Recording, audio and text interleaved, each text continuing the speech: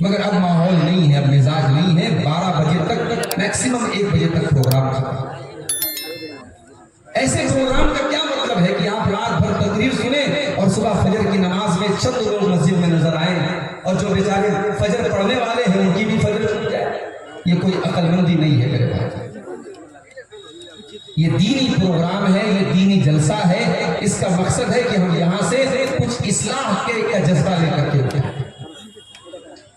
اگر آپ کا جلسے میں آنے کا مقصد تفریح کرنا ہے، انٹرٹینمنٹ کرنا ہے، منورنجن کرنا ہے، تو میرے بھائیوں میں پہلے بھی کہہ چکا ہوں اور آج بھی کہہ رہا ہوں کہ پھر آپ کوئی اور طریقہ نکالیے مدرسوں کو چلانے کا، جلسے بند کر. اور ہمارے یہ چینل والے بھائی یہ ناراض نہ ہو، میں نے اگر منع کیا ہے چینلوں کو ریکارڈنگ کرنے سے تو اس کی بھی بہت بڑی وجہ ہے اور بڑی معقول وجہ ہے. پروگراموں میں آتا ہوں 50 چینل والے ریکارڈنگ کر رہے ہیں. اب ظاہر ہے کہ ہر چینل والے کو نہ میں جانتا ہوں اور نہ میری ملاقات ہے. تقریر میں کچھ کر رہا ہوں، بات میری کچھ ہے، اور آپ اس تقریر کو یوٹیوب پر اپنے ویو کے لیے اور اپنی شہرت کے لیے آپ کچھ اور رنگ اس میں دے رہے. کوئی بھڑکاؤ آپ نے ٹاپک دے دیا، کسی ننگی عورت کی تصویر آپ نے لگا دی. میں نے زنا کے اوپر تقریر کی، آپ نے تھمبنیل کے اوپر ایک لڑکی اور لڑکے کی تصویر، آپ نے ننگے مرد عورت کی تصویر لگا دی. لوگ مجھے فون کر کے پوچھتے مولانا آپ کی تصویر میں یہ تصویریں آ رہی ہیں، آپ کی پرمیشن سے آ رہی ہیں، آپ کی اجازت سے آ رہی ہیں؟ یہاں تک لوگوں نے مجھے میسج کیا ہے کہ آپ ان چینلوں کے ذریعے آپ کی تو ماشاءاللہ بڑی کمائی ہوتی ہوگی. میں نے کہا اللہ گواہ ہے آج تک ایک پیسہ میں نے کسی چینل کے ذریعے نہیں کمایا. تو بھائیوں آپ کی وجہ سے میرے نام پہ دھبا لگا، اور میں 1000 بار کہہ چکا ہوں کہ بھائی کی حرکتیں مت کرو. بہت سارے علماء کے چینل چل رہے ہیں اور وہ اچھے ڈھنگ سے صحیح طریقے سے چلا رہے ہیں، کوئی اس میں غلط بات نہیں آتی. بہار اور بنگال اور جھارکھنڈ کے چینل والوں کو پتہ نہیں کب عقل آئے کہ وہ کچھ بھی تھمبنیل لگا دیتے ہیں. آپ اپنے ویو کے لیے، اپنے سبسکرائبر بڑھانے کے لیے، اپنی انکم کے لیے کسی عالم اور کسی مقرر کی ساکھ مت بگاڑیے. ہر انسان کی اپنی ایک رسپیکٹ ہوتی ہے، اپنی ایک عزت ہوتی ہے، اور چونکہ اتنے سارے چینل والے ہوتے ہیں سب کو کنٹرول نہیں کر سکتے. ہم ہر ایک چینل والے سے ہم یہ وعدہ نہیں لے سکتے کہ آپ اس طریقے کا تھمبنیل نہیں لگائیں. اس لیے میں نے جلسے والوں سے کہا تھا کہ آپ منع کر دیجیے، پابندی لگا. بہرحال آج کا موضوع بڑا پیارا ہے، بڑا اہم موضوع ہے. ہو سکتا ہے آپ کو ہنسنے ہنسانے کا موقع نہ ملے، لیکن اگر آپ غور سے تقریر سنیں گے تو انشاءاللہ یہاں سے کچھ لے کے جائیں، اتنی گارنٹی میں دیتا ہوں. میں نے آپ کے سامنے قرآن کے 15ویں پارے کی سورہ بنی اسرائیل کی 2 آیتیں پڑھی ہیں. آیت نمبر 23 اور 24. قرآن آپ کے گھر میں بھی موجود ہوگا. اگر آپ قرآن کو ترجمہ کے ساتھ، اس کے انواد کے ساتھ، اس کے میننگ کے ساتھ اگر آپ نے نہیں پڑھا ہے یا نہیں پڑھتے ہیں تو بہت بڑی بدنصیبی کی بات ہے. اگر آپ بنگلہ جانتے ہیں بنگلہ میں بھی ٹرانسلیشن آتا ہے، ہندی جانتے ہیں ہندی میں بھی آتا ہے، انگلش میں بھی آتا ہے، اردو میں بھی آتا ہے. قرآن کا 15واں پارہ کھولیے اور سورہ بنی اسرائیل کی آیت نمبر 23 سے لے کر کے 39 تک، 23 سے لے کر کے 39 تک، ٹوٹل 17 آیتیں ہیں. انہی 17 آیتوں کی تفسیر کہہ لیجئے، تشریح کہہ لیجئے، ایکسپلینیشن کہہ لیجئے، ویاخیا کہہ لیجئے، میں آج آپ کے سامنے بیان کروں. سورہ بنی اسرائیل کی ان 17 آیتوں میں اللہ تعالیٰ نے ہمیں اور آپ کو 15 نصیحتیں بتائی ہیں، 15 قیمتی باتیں بتائی ہیں، 15 ایسی باتیں بتائی ہیں کہ اگر ان کو ہم اپنا لیں تو ہماری زندگی بدل سکتی ہے، ہمارا جیون بدل سکتا ہے، ہم دنیا اور آخرت میں کامیاب ہو سکتے ہیں. اب میں آپ سے وعدہ کروانا چاہتا ہوں کہ آپ یہ 15 نصیحتیں یہاں سے سننے کے بعد آپ یہ وعدہ کیجئے کہ آپ انشاءاللہ اس کے اوپر عمل کرنے کی کوشش کریں. صرف ایک کان سے سن کر کے دوسرے کان سے اڑا نہیں دینا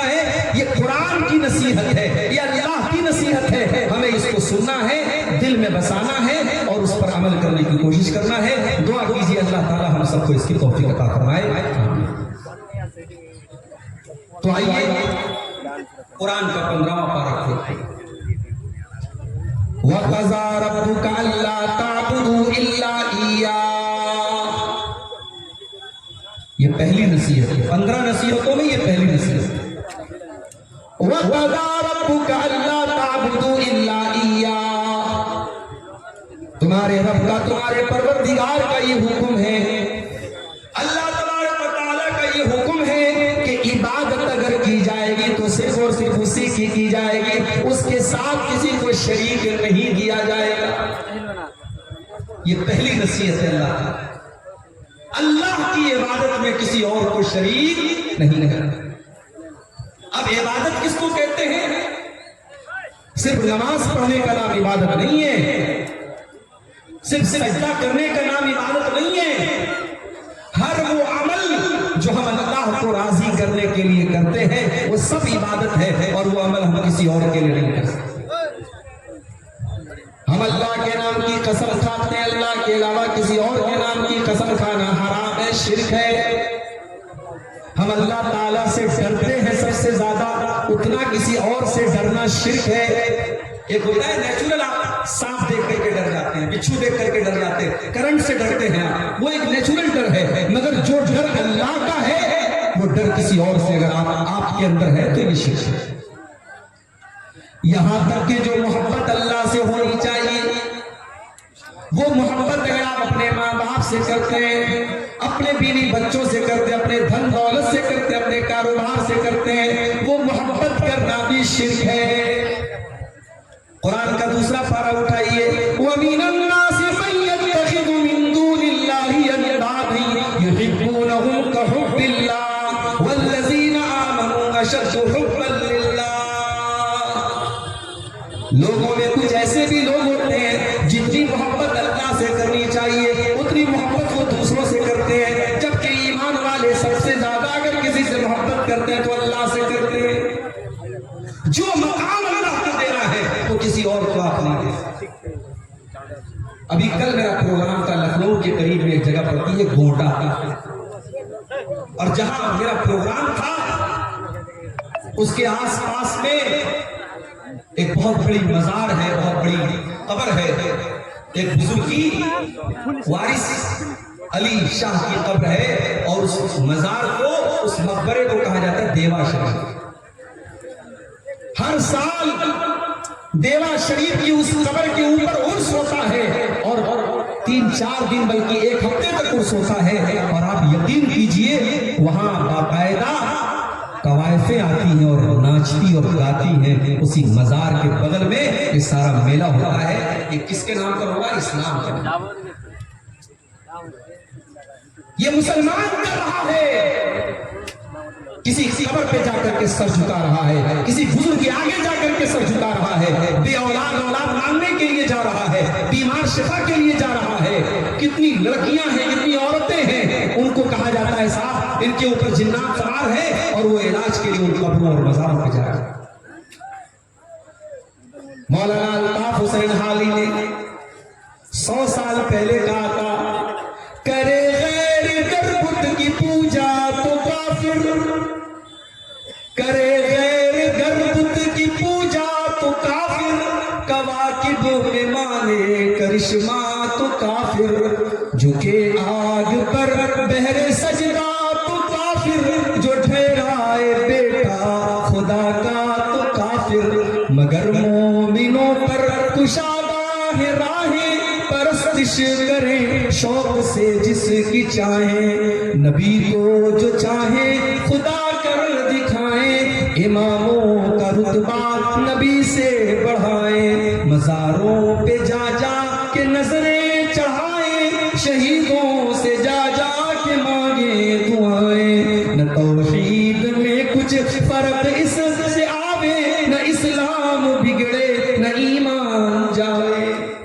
مسلمان تعویذ پہن رہا ہے تب بھی پکا مسلمان، مسلمان قبر پہ جا کے سجدہ کر رہا ہے تب بھی پکا مسلمان ہے، اپنے بچے کے سر پہ ہاتھ رکھ کے بچے کی قسم کھا رہا ہے تب بھی پکا مسلمان ہے.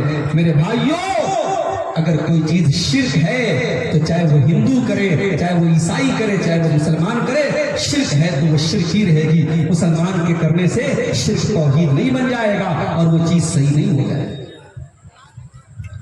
مجھے معلوم ہے آپ کی شیر صاحب آدی برادری الحمدللہ 100% کتاب و سنت پر چلنے والے برادری، یہ پوری قوم اہل حدیث قوم ہے، مگر آپ کے اسی سیمانچل کے علاقے میں اور آپ کی اسی قوم کے اندر جہالت کہہ لیجئے، اگیانتا کہہ لیجئے، علماء سے دوری کہہ لیجئے، بہت سارے ہمارے بھائی اور بہنیں آج شرکیہ عمل کرتے ہیں۔ بچوں کے گلے میں تعویذ بھی کسی کسی گھر میں پہنا جاتا ہے، کسی کسی گھر میں محرم، کسی کسی علاقے میں محرم پر تعزیہ تک نکل چکا ہے آپ کے علاقے میں، اور بہت سارے ایسے کام لوگ کرتے ہیں جہالت کی وجہ سے جو توحید کے خلاف ہے۔ پہلی نصیحت اللہ تعالیٰ کی یہی ہے کہ عبادت اگر ہوگی تو اللہ شرک نہیں کرنا ہے، اللہ تعالیٰ سارے گناہوں کو معاف کر دے گا، شرک کو معاف نہیں کرے گا۔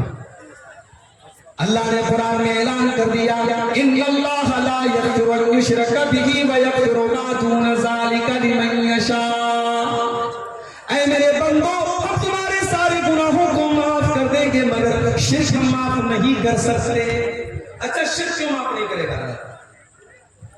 کیونکہ شرک بے وفائی ہے۔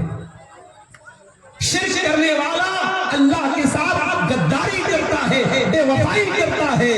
پالنے والا اللہ ہے، پیدا کرنے والا اللہ ہے، آکسیجن دینے والا اللہ ہے، سانس چلانے والا اللہ ہے، تیرے دل کی دھڑکنوں کو چلانے والا اللہ ہے، تجھے روزی روٹی دینے والا اللہ ہے، تجھے کھلانے پلانے والا اللہ ہے، اور تو کسی اور سے جا کر کے اپنی بیوی بنانے کی فریاد کر رہا ہے، کسی اور کے آگے ہاتھ پھیلا رہا ہے۔ یہ تو وہی بات ہو گئی کہ کسی کی بیوی اس کو چھوڑ کر کے کسی اور مرد کے ساتھ چلی جائے تو دنیا کہتی ہے بڑی بدچلن عورت ہے، اپنے شوہر کے ساتھ بے وفائی کرتی ہے۔ اسی لیے اللہ نے قرآن میں جب زنا کا ذکر کیا تو زانی کے ساتھ اللہ نے مشرک کا ذکر کیا۔ اللہ نے فرمایا الزانی لا ينکح الا زانیۃ، الزانی لا ينکح الا زانیۃ او مشرکۃ۔ زنا کرنے والا یا تو زانیہ عورت سے شادی کرتا ہے یا مشرک عورت سے شادی کرتا ہے۔ یہ زانی کو اور مشرک کو اللہ نے ساتھ میں کیوں ذکر کیا ہے؟ کیونکہ زنا کرنے والا بھی کسی نہ کسی کے ساتھ بے وفائی کرتا ہے۔ اگر وہ شادی شدہ ہے، اگر وہ عورت شادی شدہ ہے اپنے شوہر کے ساتھ، اگر وہ مرد شادی شدہ ہے تو اپنی بیوی کے ساتھ بے وفائی کر رہا ہے۔ اگر شادی نہیں ہوئی ہے، کنوارا ہے، یا وہ لڑکی کنواری ہے تو اپنے ہونے والے شوہر کے ساتھ وہ بے وفائی کر رہی ہے۔ اللہ نے اسی لیے زانی اور مشرک کو ایک ساتھ ذکر کیا ہے کہ جس طریقے سے زنا کرنے والا بے وفائی کرتا ہے اپنے ہونے والے شوہر اور بیوی کے ساتھ، ویسے ہی ایک مشرک، ایک شرک کرنے والا اپنے خالق کے ساتھ، اپنے رب کے ساتھ بے وفائی کرتا ہے۔ تو پہلی نصیحت اللہ نے کی کہ تم میرے ساتھ کسی کو شریک کرو۔ دوسری نصیحت وَبِالْوَالِدَيْنِ إِحْسَانًا، اور اے میرے بندو تم اپنے ماں باپ کے ساتھ، اپنے ماتا پتا کے ساتھ، اپنے والدین کے ساتھ، اپنے پیرنٹس کے ساتھ اچھا سلوک کرتے رہنا۔ دیکھو توحید کے بعد اللہ نے فوراً ماں باپ کا ذکر کیا، اس لیے کہ دنیا میں جتنے لوگوں کے حقوق ہمارے اوپر ہیں ان میں سب سے پہلا نمبر ہمارے ماں باپ کا ہے۔ اس دنیا میں سب سے زیادہ اگر ہمارے اوپر کسی کا احسان ہے تو ہمارے ماں باپ کا احسان ہے۔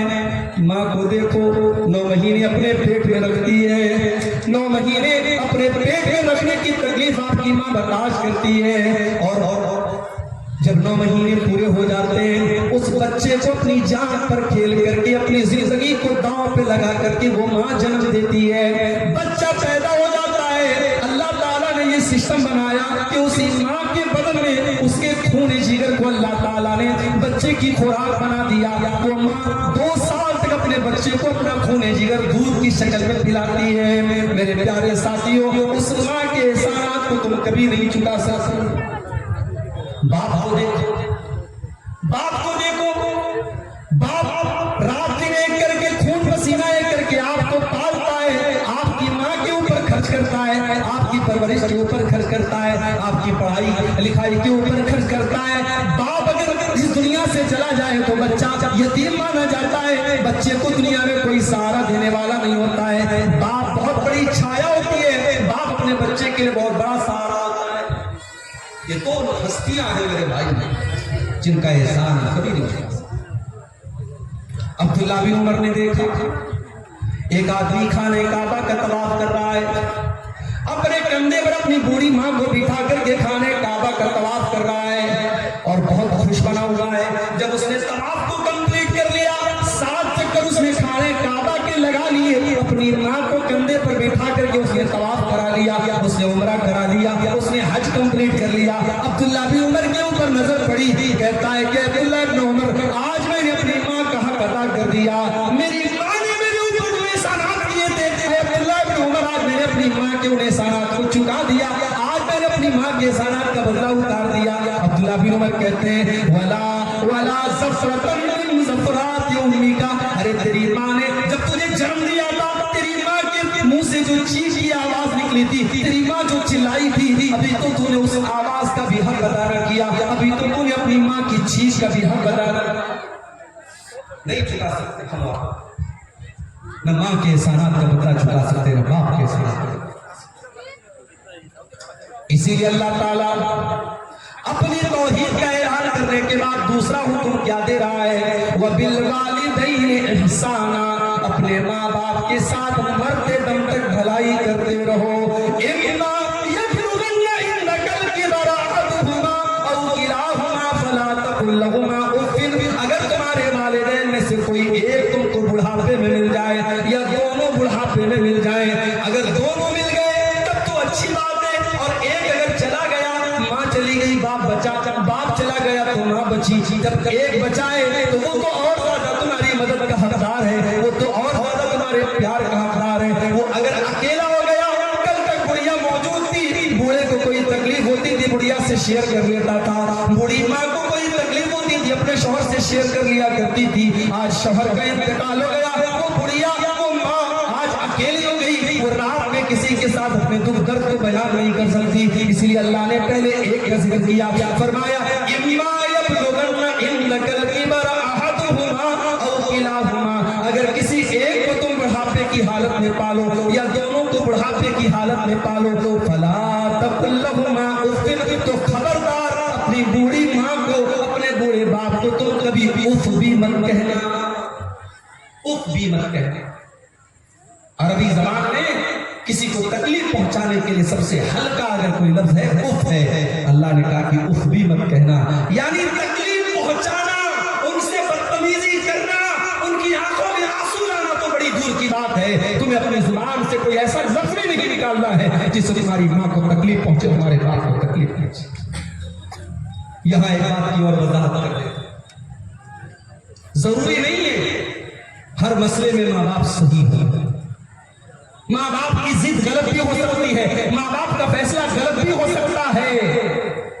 اگر ماں باپ کی کوئی غلط بات ہے آپ مت مانو میرے بھائی، ان کی ہر بات ماننا ضروری نہیں ہے، ان کی غلط بات کو آپ انکار کر سکتے ہو، مگر بدتمیزی کرنے کا، ان کو تکلیف پہنچانے کی اتھارٹی آپ کو نہیں ہے، ان کی غلط بات آپ مت مانیے لیکن ان کے ساتھ اچھا سلوک کریں۔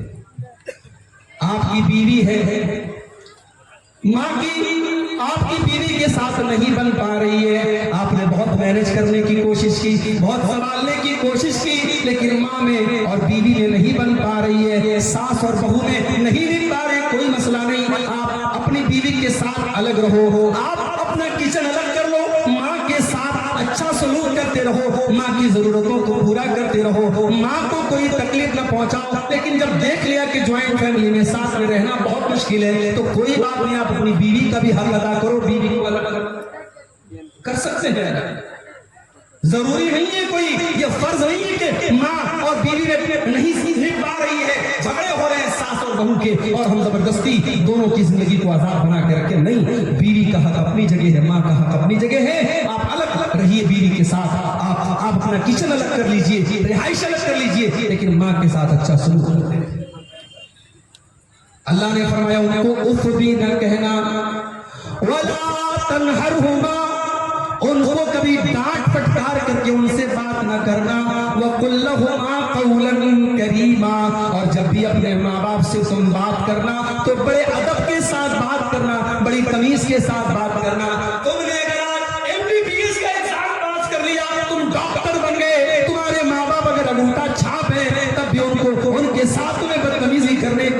अथॉरिटी नहीं है, उनके साथ तुम गलत तरीके से बात न करना। तुम डॉक्टर हो गए तब भी उनके बेटे हो, अपनी माँ के सामने जब भी जाना, अपने बाप के सामने जब भी जाना, वक़ुल लहुमा क़ौलन करीमा, उनसे बड़े पोलाइटली लहजे में, बड़े रिस्पेक्ट के साथ, बड़े सम्मान के साथ, बड़ी नरमी के साथ बात करना।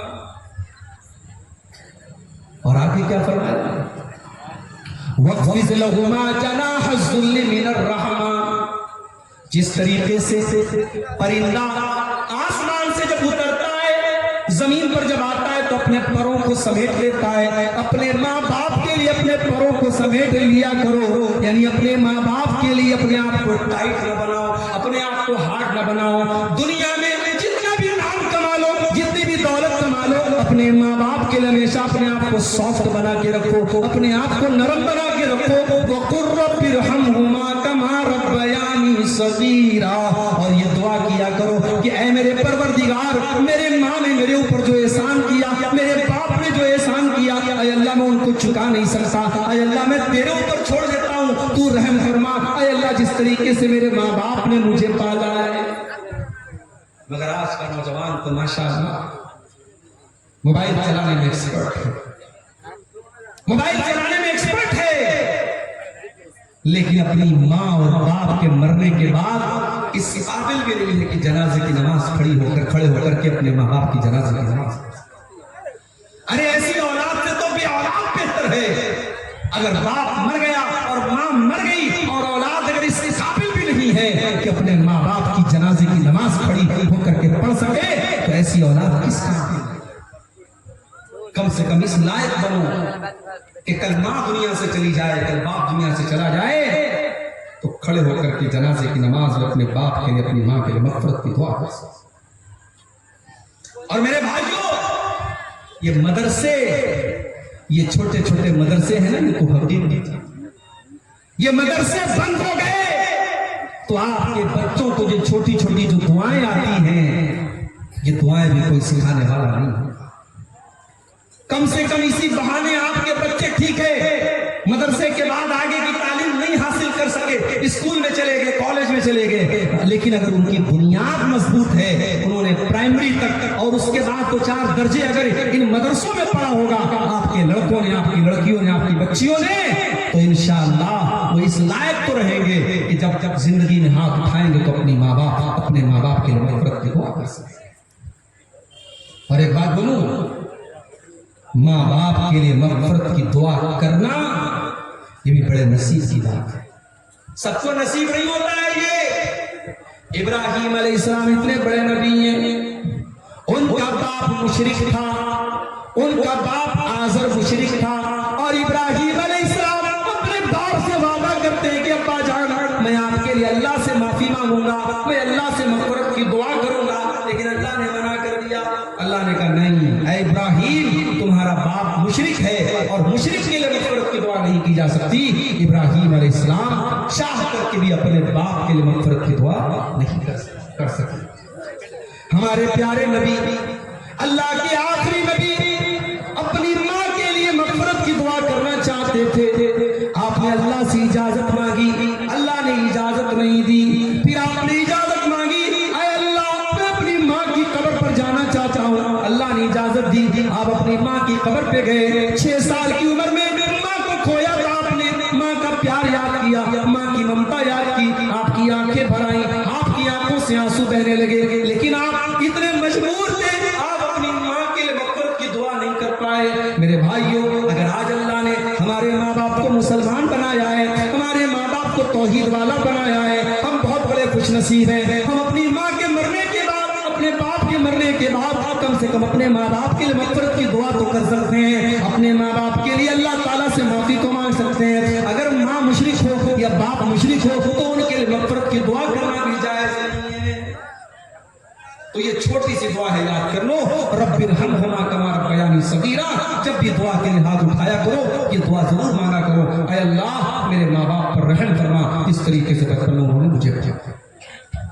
2 चीजें हो गई, अब तीसरी चीज।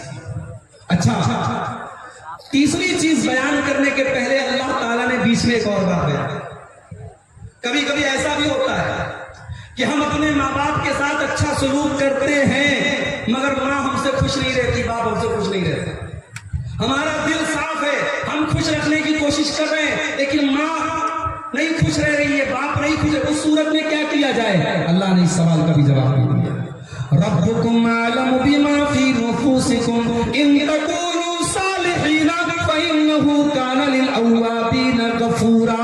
ऐ मेरे बंदो, अगर तुम्हारा दिल साफ है, अगर तुम्हारी नीयत साफ है, अगर तुम अपने माँ बाप को खुश करना चाहते हो, तुम्हारे दिल में कोई चोट नहीं है, तुम्हारे दिल में कोई खोट नहीं है, तो कोई बात नहीं, अल्लाह ताला तुमको माफ कर देगा। अगर माँ तुमसे खुश नहीं हो पा रही है, बाप तुमसे खुश नहीं हो पा रहा है, तुम अपनी तरफ से भरपूर कोशिश कर रहे हो, तो कोई बात नहीं, तुम अल्लाह ताला से माफी मांगो, अल्लाह माफ कर देगा, उसमें तुम्हारी कोई